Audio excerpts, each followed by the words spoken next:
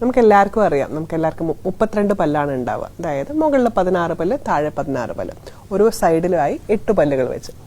8ാമത്തെ പല്ലിനെയാണ് wisdom tooth എന്ന് പറയുന്നത്, അതായത് 3ാമത്തെ അണപ്പല്ല്. സോ പൊതുവെ ഈ വിസ്ഡം ടൂത്ത് വായിലേക്ക് മുളയ്ക്കുന്നത്, അതായത് വായിലേക്ക് കാണപ്പെടുന്നത് 18 വയസ്സ് കഴിഞ്ഞാലാണ്. 18 മുതൽ മാക്സിമം 24-25 വയസ്സ് വരെ അത് പുറത്തേക്ക് വരാനുള്ള സാധ്യതയുണ്ട്. സോ ചില ആൾക്കാർക്ക് ഇത് നേരെ വരാം, ചിലർക്ക് ചെരിഞ്ഞ് വരാം, ചില ആൾക്കാർക്ക് ഇത് പകുതി പുറത്തും പകുതി അകത്ത്, പാർഷ്യലി ഇറപ്റ്റഡ് അല്ലെങ്കിൽ പാർഷ്യലി ഇമ്പാക്റ്റഡ് ആയിട്ട് വരാം. ചില ആൾക്കാർക്ക് കംപ്ലീറ്റ്ലി അകത്തായിട്ട് വരാം.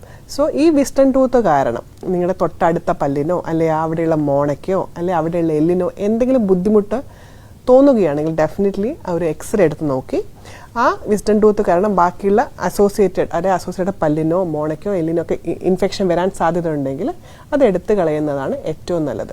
സോ ആ എക്സ്റേ എന്ന് പറഞ്ഞാൽ OPG, ഓർത്തോപെൻഡമോഗ്രാം, അതായത് വിസ്ഡം ടൂത്തിൻ്റെ കറക്റ്റ് ഇവാലുവേഷൻ ചെയ്യാൻ പറ്റുന്ന ഒരു എക്സ്റേ ആണത്. നമുക്ക് വിസ്ഡം ടൂത്തിൻ്റെ അടുത്താണ് മാൻഡിബുലാർ നെർവ് എന്ന് പറഞ്ഞൊരു നെർവ് വരുന്നത്. അതിൻ്റെ അടുത്തുള്ള പല്ലുകൾ, അടുത്തുള്ള മോണ, അടുത്തുള്ള എല്ല്, അടുത്തുള്ള നെർവ് ഒക്കെ കറക്റ്റായിട്ട് ഇവാലുവേറ്റ് ചെയ്തിട്ട് ആ പല്ല് എടുത്ത് കളയുന്നതായിരിക്കും നല്ലത്.